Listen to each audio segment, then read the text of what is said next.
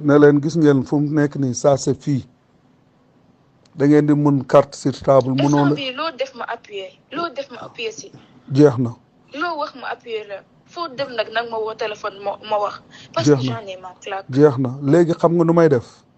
man maay dem na leen xee damaa bëgg léegi ngeen teg sur table ngeen lett wala ngeen firi soo kii mënu ci dara ñun ñooy kilifaam soo leen ko mënul man ma def conférence de. muy neex muy nakari. waaw ci muy neex muy nakari force loo appuyer loo wax dama koy appliquer. léegi nag ma ne leen dinaa oote conférence de presse man ak papaam ak frère am ne leen delloo leen ñu suñuy doom te suñ ñu delloo suñuy doom xam nañ ne comme yow.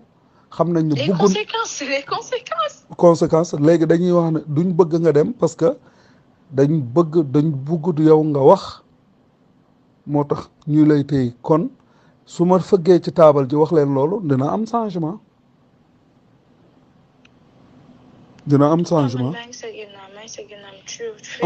amul benn problème yow nekkal ci jàmm man dinaa fexe ñëw ne leen par force damay dem seeti ko man. mais le problème mooy je peux pas mënuma des Sénégal foog ma génn fii. ba tey mun ngaa dem Sénégal ñëwaat loolu du problème te sooy dem dem fan ñëwaat fan lay dem ñëwaat. sooy dem Amérique ngay dem dama lay wax ndax man foofu laa nekk. non man oui parce que man Amérique lay dem sax loolu ñëpp xam nañ ko.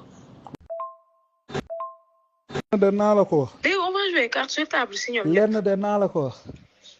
li ñuy jox ñeneen ñi ci ay milliards Fatambe de ay ñaan yow Fatambe xaw ma ak ñeneen yi. ak ñi waaw ñu leen di jox yow. pourquoi yow ah. yaa ngi dégg sama kanam la. ah yow sama kanam.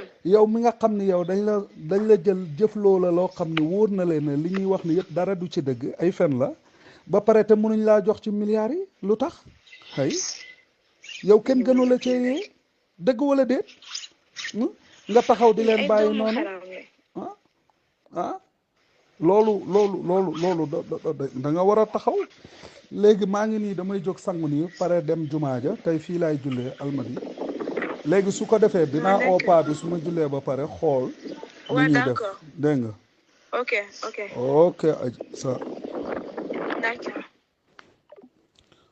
voilà ay preuve la rek yoo xam ne yëpp dama koy teg pour jéem koo pour jéem koo def incha allah loolu laa jëm di jéem a try ni xeex moom xeex lay doon rek jaajëf